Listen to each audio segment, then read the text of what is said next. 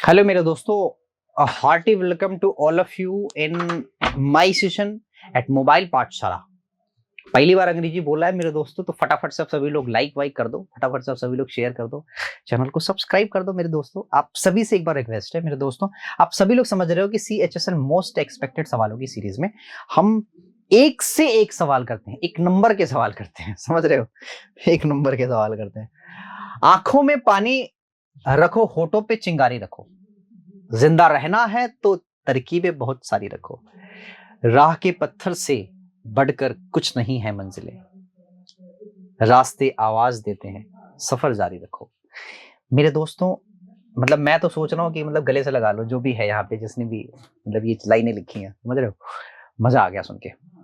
ठीक, आगे मैं कुछ बोलूंगा ही नहीं, मेरे पास शब्द ही नहीं बचे कि मैं इसको बयां कैसे करूं। बस ये समझ लो कि one of the great line of my life, one of the great line। मजा आ गया सुन के। ठीक है मेरे दोस्तों, आप कभी जीवन में हार मत मानना, कभी भी जीवन में कभी भी हार मत मानना। सब कुछ कर लेना लेकिन हार मत मानना। ठीक है, सवालों पे चलते हैं। मैं ज्यादा बहुत कुछ नहीं बोलूंगा। सवाल में ये बोला इसने,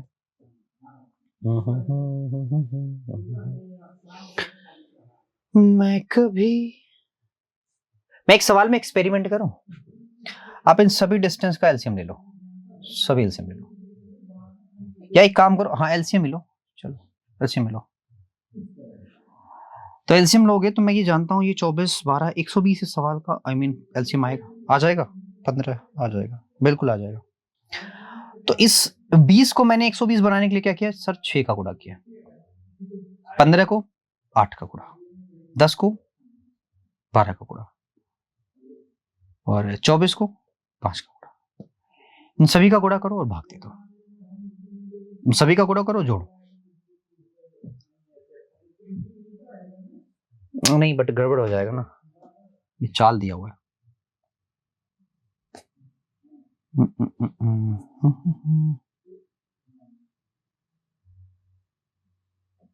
इन सभी का गुणा कर लो, देख लो, 5 का 30, 8 24, 12 दूना 24, 20। ये इनकी आ गई स्पीड्स। ठीक है, बात है समझ में। अब इसी में हमें एवरेज स्पीड चाहिए। क्या चाहिए मेरे भाई, एवरेज स्पीड चाहिए। ठीक है, कैसे करें समझना ध्यान से, कि मेरे पास टोटल अगर मान लो दूरी है 120, 120 गुणा मेरे दोस्तों कितना है, 1 2 3 4, मेरे पास 4 है, इतना मेरे पास दूरी है। अब बताओ 30 के स्पीड से 120 चाल को कवर करने में कितना समय लगेगा, 3 चौका 12, 24 से 5 घंटा, फिर 24 से 5 घंटा, फिर 20 से 6 घंटा। बात आई समझ में। मतलब मेरे कहने का ये मतलब है कि ये जो चाल है इतनी दूरी को कितने दिन में कवर कर रही है, पहले 4 घंटे में, फिर 24 वाला 5 घंटे में, ये वाला 5, ऐसे करके कुल मिला के टोटल 20 आ रहा है। 20 छक्का 120, 6 चौका 24। क्या इस सवाल का उत्तर मेरे पास 24 दिया हुआ है? सर मुझे तो ऑप्शन ही समझ में नहीं आ रहा, क्या बताऊं। समझना ध्यान से, तो ये मेरा एक्सपेरिमेंट हो गया फेल। ठीक है, मैं कुछ करना नहीं चाहता था, मैं सीधे ये करना चाहता था। 24 24 24, चलो देखो सर, मैंने ये बोला टोटल दूरी को ऐड कर लो। तो भैया अगर टोटल दूरी को ऐड करोगे तो 24 10 34, 34 और 20 कितना हुआ, 54, 54 और 10 कितना होगा, 64, 64 और 5 कितना होगा, 69। ये टोटल दूरी होगी। ठीक है, अब समय निकालो सबका। देखो 5 किलोमीटर 5 घंटे की रफ्तार से 20 किलोमीटर की दूरी ट्रेवल करना मतलब 4 घंटा, 15 5 घंटा, यहां भी 5 घंटा और यहां भी 6 चौका 24 यानी कि 6 घंटा, यहां 20 आ गया। मतलब ये है कि अगर 69 किलोमीटर है तो कुल मिला के 20 घंटा लग रहा है। ठीक है भाई, तो आप समझिए जरा इस बात को कि मैं पहले यहां तो डेसिमल लगाऊंगा क्योंकि ये 0 हटाना है और 2 से भाग दे दूंगा। तो 2 3 6 है ना, 2 3 6 4 5, इसका आधा करोगे तो 3, इसका आधा करोगे तो 4 5। तो ये मेरे सवाल का उत्तर होगा, हाँ या ना? हाँ हाँ हाँ, ठीक है, ठीक ठीक ठीक ठीक ठीक ठीक ठीक है मेरे दोस्तों, आ जाओ फटाफट से, अब सभी लोग फटाफट से आ जाओ मेरे पास। मेरे पास आओ भाई, एक काम करो, यहाँ पे 5x है माइनस 2y है, that is equal to x minus का 2y, that is equal to 9/17। आप एक काम करो, क्रॉस मल्टीप्लाई कर दो, कंपोनेंट डिविडेंड चल जाएगा। देखो जरा ध्यान से, कंपोनेंट और डिविडेंड चल जाए, कुछ तो चलेगा, बट एक नहीं कटेगा, नहीं कटेगा। क्रॉस मल्टीप्लाई कर लो, 17×5 = 85 हो गया x, 9 Ekam 9, that is equal to 17 दूना 34 हुआ, लेकिन माइनस का आप ये बात जानते हो, इधर आएगा तो प्लस कर दो 34 भाई, और 9 दूना 18, 18 का मतलब माइनस होगा, आया ना, डन। 18 भाई, 18 से घटाओगे तो 16 भाई बचेगा, और 9 इसमें से घटाओगे तो कुल मिला के 76 बचेगा। आप देख लो,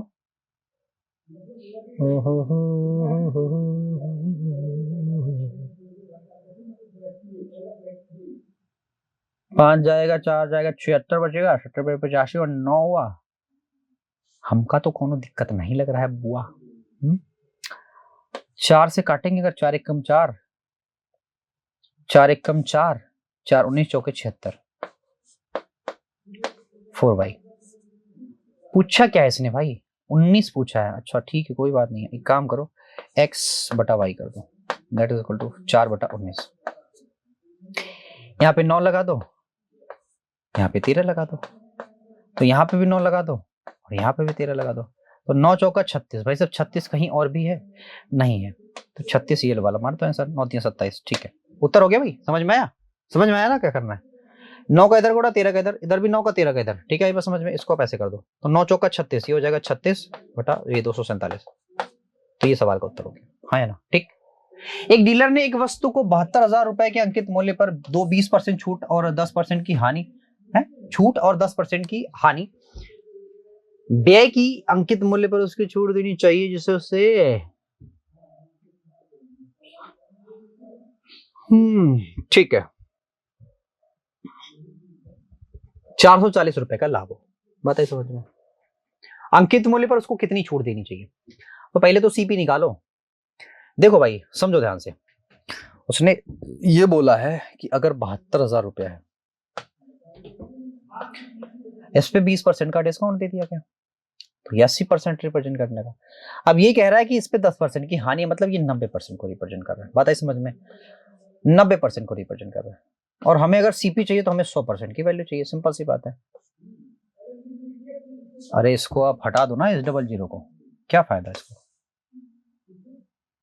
ठीक है, इसी को सॉल्व कर लो। जी क्या, 9 8 72, 8 8 64, आपका सीपी जो आया मेरे दोस्त वो 64,000 है।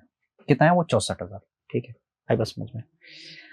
अब आपसे ये कह रहा है कि उस पर कितना छूट देना चाहिए ताकि 440 रुपए का प्रॉफिट हो। एक बात मेरी ध्यान से समझना, बात ये किसका मल्टीपल है? 11 का। इनमें से कौन सा ऑप्शन ऐसा है जो 11 से कट रहा है? ये जरा एक बार देख लो, चेक कर लो एक बार, कौन सा कट रहा है। तो 11 9 99,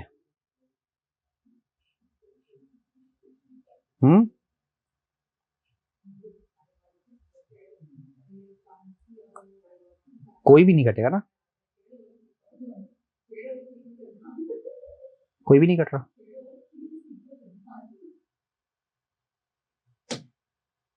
फिर अंकित मूल्य पर उसको कितनी छूट देनी चाहिए? अच्छा ये सवाल है, मैं भी क्या कर रहा हूं, अंकित मूल्य पर उसको कितनी छूट देनी चाहिए कि उसका जो प्रॉफिट हो वो इतना हो जाए। बात है समझ में? अंकित मूल्य पर उसको कितनी छूट देनी चाहिए कि प्रॉफिट उसका क्या हो जाए।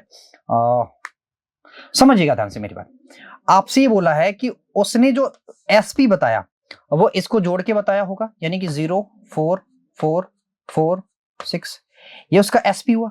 ये उसका क्या है मेरे दोस्त, क्या है बताओ? ये उसका एमपी है। तो कितने का डिस्काउंट देके इतने पे बेच रहा है? समझ रहे हो बात को? तो एक बात तो समझना कि 18 और ये 8,000 तो ऑलरेडी दिख रहा है, 484 और लिख लो, तो 8,000 ऐसे ही है, 440 और लिख लो, तो 0 4 4 8, इतने का भाई साहब डिस्काउंट है किस पे?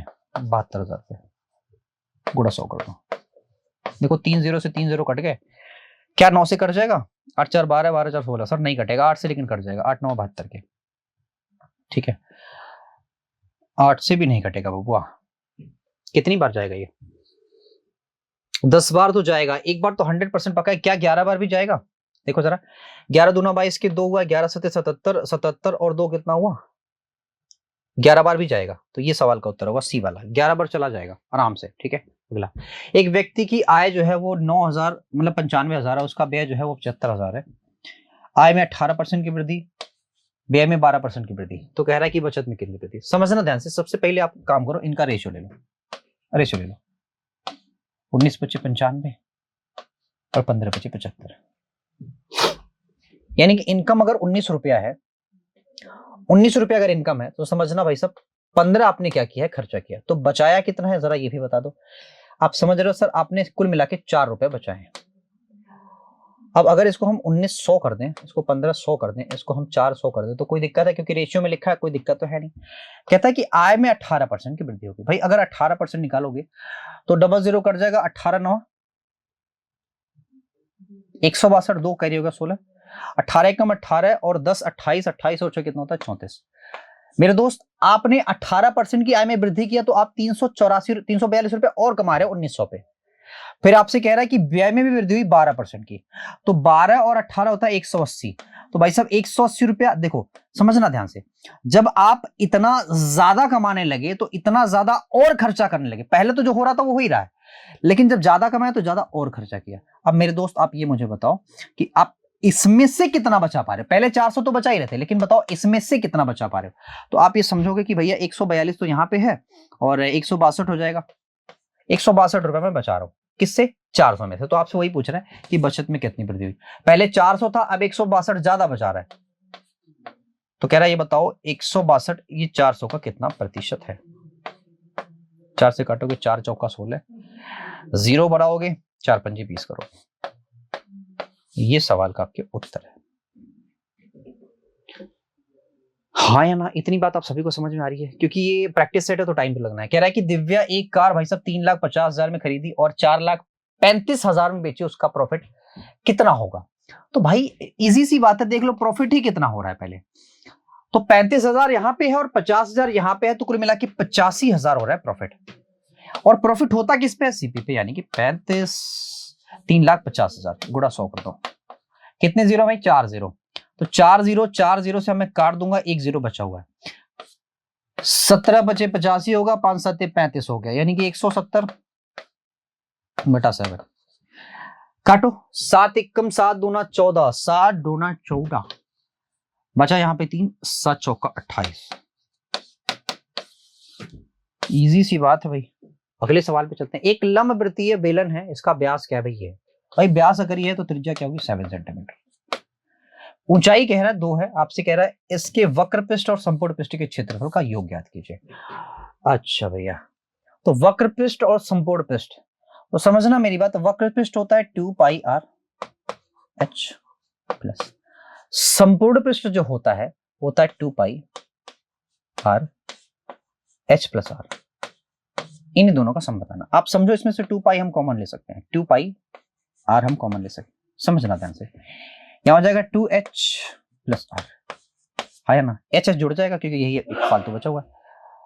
आइए मेरे दोस्तों, 2 हो गया यहाँ पे, 22/7 हो गया यहाँ पे, r की वैल्यू होगी 7 और ऊंचाई है 2, तो 2 दूना 4 और 7 2 हो गया 7 4 हो गया 11 के, है ना? 7 से 7 गया, 11 दूना 22 कर दो, थोड़ा 11 कर दो, 2 हो गया। उल्टा तो कुछ नहीं किया हमने।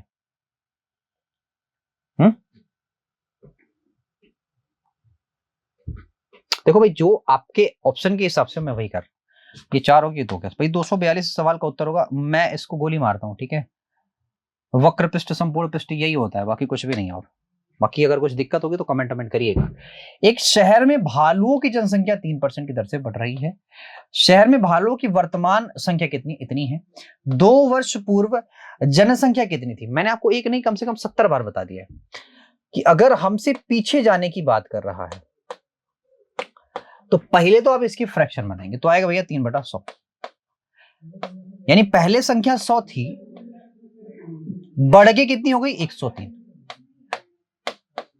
समझ रहे हैं? जब बढ़ रही है तो हम इसका गुणा करेंगे, लेकिन अगर हमें पीछे जाना है तो जस्ट इसके अपोजिट से हमें गुणा करना पड़ेगा। और एक नहीं सर, 2 बार करना पड़ेगा, क्योंकि हमें पता है कि 2 वर्ष पूर्व पूछा इसने। ठीक है, हाँ या ना? हाँ या ना? ठीक है भैया। देखो आप इसको ले जाओगे जस्ट 2 बार तो आएगा 206। 6 यहां बचा है, 18 यहां बचा है। ठीक है, आप जस्ट 6 बार ले जाओगे तो आपका सवाल उड़ता दिख रहा है। यहां भी जस्ट ये 2 ही बार जाएगा तो 2 और 4 0 आपके सवाल का उत्तर होगा।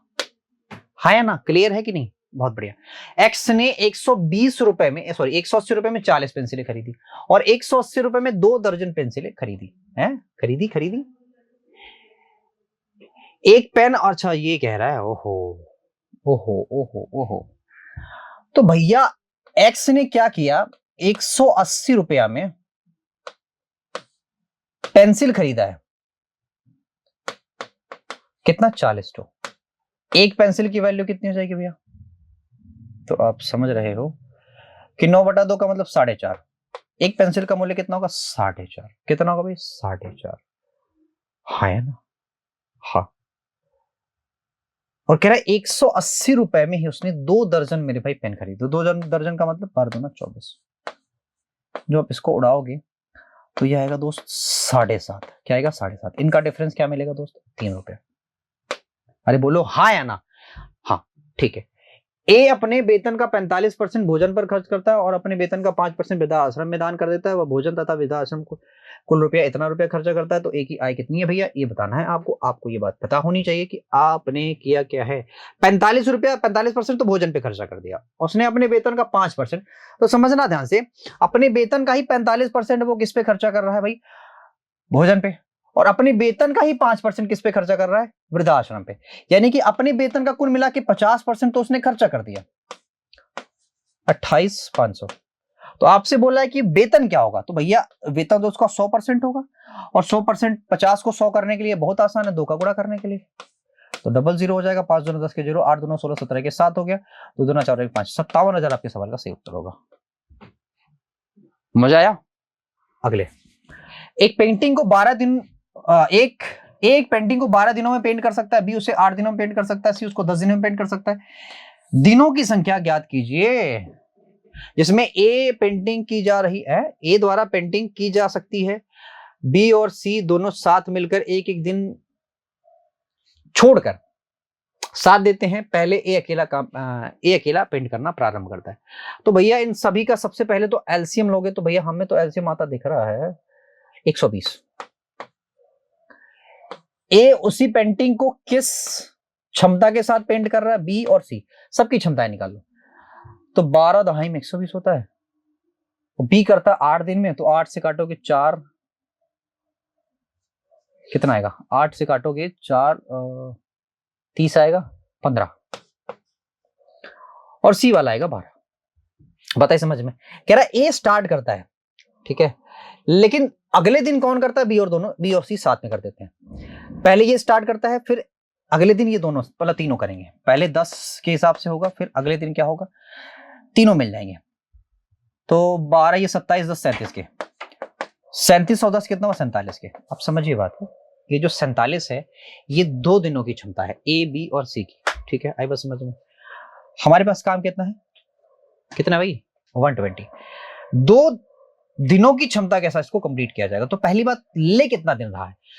तो अगर 3 बार ले जाएंगे तो ज्यादा हो जाएगा, सिर्फ 2 ही बार ले जाओ। पहले 2 बार ले जाओगे, 47 गुना होता है 94, है ना भाई?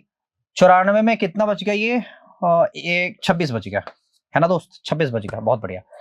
तो 2 दिन का मतलब 4, दूना का मतलब 2 दिन, और 2 दिन, ये 2 दिन की क्षमता है तो 4 दिन कुल मिला के लगे। अब ये 26 काम को कौन करेगा मेरे दोस्त? ए करेगा।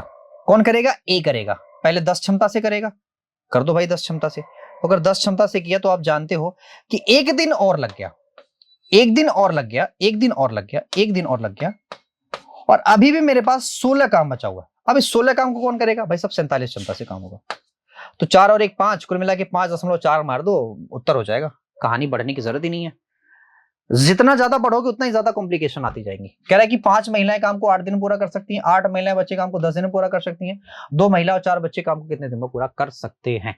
ओ अच्छा सवाल है ये, ठीक है, समझ रहा ध्यान से। भाई कह रहा है कि 5 महिलाएं 8 दिन में पूरा कर सकती हैं और 8 बच्चे उसी काम को 10 दिन में पूरा कर सकते हैं। 8 से 8 क्या 5, तो अब समझना एक महिला बराबर होता है मेरे दोस्तों 2 बच्चों के। Done, clear. समझना 2 महिलाएं हैं तो 2 महिलाओं का मतलब क्या होता है 4 बच्चे, 4 4 8 बच्चे। 8 बच्चे किसी काम को कितने दिन में कर रहे थे 10 दिन में। सवाल का उत्तर 10 दिन है, खत्म कहानी। ये बोला आपसे, कह रहा है इसका चतुर्थानुपाती क्या होगा। मेरे दोस्तों इसका चतुर्थानुपाती जब आप निकालने जाएंगे तो समझिए ध्यान से कि सबसे पहले हम अगर चतुर्थानुपाती निकालते हैं तो बी और सी का मल्टीप्लाई कर देते हैं। समझ आई बात, यानी रूट का 8 मल्टीप्लाई बाय रूट का 21, ये मल्टीप्लाई करेंगे और रूट के 6 से हम क्या कर देंगे डिवाइड कर देंगे। ये होता है फोर्थ प्रोपोर्शन, ठीक है बस समझ में, समझना ध्यान से। ये मैं काटूंगा एक बार तो यहां कट जाएगा, रूट का 4 बचेगा, यहां से एक बार काटूंगा तो रूट का 7 बचेगा। 7 का 28 कर दोगे, ये सवाल का उत्तर हो जाएगा। अच्छा इसको हम बाहर भी निकाल सकते हैं, 2 मल्टीप्लाई बाय 7, 4 को बाहर निकाल सकते हो ना, 2 मल्टीप्लाई बाय 7। ठीक, नेक्स्ट कह रहा है एक कार 5 घंटे में 240 किलोमीटर की दूरी तय करती है। यदि वह अपनी सामान्य गति की आधी स्पीड से ट्रेवल करती है तो दूरी कितने देर में तय हो जाएगी। समझना ध्यान से इस बात को कि भाई स्पीड जो है ना, पहले आपसे कह रहा है कि 2 अगर रहा हो तो अब आधा हो जा रहा है 1, तो टाइम का जो रेशियो होगा वो क्या होगा, वो उल्टा हो जाएगा, जस्ट उल्टा हो जाएगा भाई, जस्ट बताइए समझ में। 5 घंटे अगर ले रहा था पहले तो अब कितना लेगा भाई, ये भाई 10 घंटे लेगा। 1 यूनिट रिप्रेजेंट कर रहा था 5 को, तो 2 यूनिट 10 घंटे को, हाँ ना। दूरी का कोई मतलब ही नहीं इसमें, हमें सिर्फ इतना पता होना चाहिए था कि समान दूरी तय कर रहा है बस। एक दुकानदार अपनी वस्तु पर 40% छूट देता है और उसके बाद 20% का लाभ अर्जित करता है। क्या पूछ रहा है, क्रय मूल्य पूछ रहा है। तो भैया आसान सा सवाल है, एमपी बटा सीपी आप ये बात जानते हो। छूट देने का मतलब क्या होता है, अच्छा लाभ का मतलब क्या हुआ 20% लाभ 120, 40% छूट का मतलब 60, 60 दूना 120, 2/1 आ जाएगा। एमपी की वैल्यू दी हुई है, जी हाँ भाई 2400 बटा 2 गुणा सीपी, 1200 आपके सवाल का उत्तर है। दिख रहा है ना 1200, देखो 1200।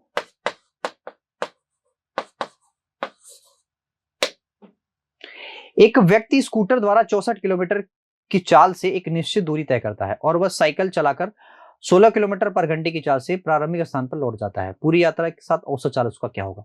आप समझ रहे हैं इस बात को, मतलब यह है कि एक स्कूटर द्वारा चला जा रहा है और एक साइकिल द्वारा चला जा रहा है। तो समझिएगा, आप एक काम करो, एक ऐसे डिस्टेंस मान लो जो इन दोनों से ही कट जाए। तो भैया वो डिस्टेंस मैंने 64 मान लिया जो इन दोनों से ही कट जा रहा है। ठीक है समझ में, यानी कि 64 दूरी स्कूटर से भी चली जा रही है, 64 दूरी साइकिल से भी चली जा रही है, कुल मिला के कितनी दूरी 128 किलोमीटर, है ना। अब 64 से डिवाइड करोगे आएगा 1 घंटा, और 64 किलोमीटर को 16 किलोमीटर पर घंटे की रफ्तार से 4 घंटे में ट्रेवल किया जा सकता है। यानी कि 5 को कुल मिला के 2 का और गुणा कर दो, यहां भी 2 का गुणा कर देना, इससे ये होगा 64 दूना 128 दूना 256 और 1 डिजिट पे डेसिमल लगा दो, ये आपका एवरेज स्पीड हो गया। ठीक, नेक्स्ट कह रहा है कि 5 घंटियां सुबह 9 बजे एक साथ बजती हैं, 12 second 18 second 24 second 36 second 45 second के अंतराल पर बजती हैं। पुनः बताओ कितने समय बाद बजेंगी। सभी का एलसीएम ले लो, ठीक है बस समझ में, सभी का एलसीएम ले लो। कौन से, ये जो सेकंड है इनका एलसीएम ले लो। तो एक सेकंड का एलसीएम लेने के लिए आपको पता है कि अगर मैंने 45 का लिया, अगर मैंने 45 अपने एलसीएम में ले लिया तो आप जानते हैं इसको 9 और 5 दोनों लिख सकते हैं, यानी कि 9 और 5। अब अगर 5 का मल्टीपल कोई भी होगा तो भी इसी में आएगा, 9 का होगा तो भी इसी में आएगा। देखो यहां से 3 था तो 3 आ गया, बचा के यहाँ पे 4 है, यहाँ पे 2 बचा हुआ है, यहाँ पे 3 8 यहाँ पे 8 बचा हुआ है, यहाँ पे 9 चौका 36, यानी कि जितने भी 9 या 3 के मल्टीपल थे हमने उठा के इसमें रख लिए। अब एक बार 8 और रख लो, ये हो जाएगा आपका एलसीएम। बात आई समझ में। 8 रखोगे तो आप जानते हैं 45 दूना 90 और 9 चौका 36, 360 सेकेंड आ रहा है। 360 सेकेंड को अगर मैं मिनट में बदलूं तो जस्ट 6 मिनट आएगा, यानी कि 9 बजे एक साथ बजी थी, जस्ट 6 मिनट के अंतराल पे हर 6 मिनट पे फिर से बजता जाएगा घंटा।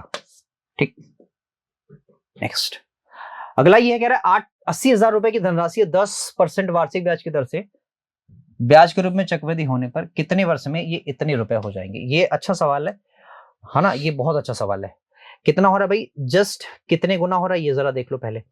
ठीक है, कितने जीरो ले रहा है ये, 2 0 2 2 4 4 जीरो है, यानी कि 2 साल तो नहीं होगा, पूरा जा रहा है तो कुल मिला के 4 साल ही लेगा। क्यों जा रहा है, क्यों, मैं बता रहा हूं आपको कैसे, समझना ध्यान से। भाई अगर मैं ये बोल रहा हूं 80,000 है, तो अगर एक बार 10% लोगे तो ये चला जाएगा, एक बार 10% लोगे तो ये चला जाएगा, दो गया।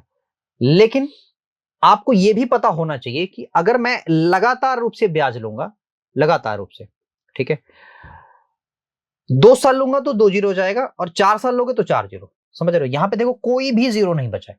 इस हिसाब से मैं कह रहा हूं मेरे आंसर 4 ईयर है, इस हिसाब से। मतलब मेरे कहने का मतलब यह है कि अगर आपको सीधे आंसर तक पहुंचना तो ऐसे भी आप कर सकते हैं। ठीक, अगला। अदरवाइज आपको करना क्या होगा, इन दोनों का रेशियो लेना होगा, आपको रूट लेना होगा, रूट के बाद आप परसेंटेज लेंगे, फिर इसके बाद मतलब एग्जैक्ट आप आंसर तक पहुंचेंगे। ठीक है, ठीक है।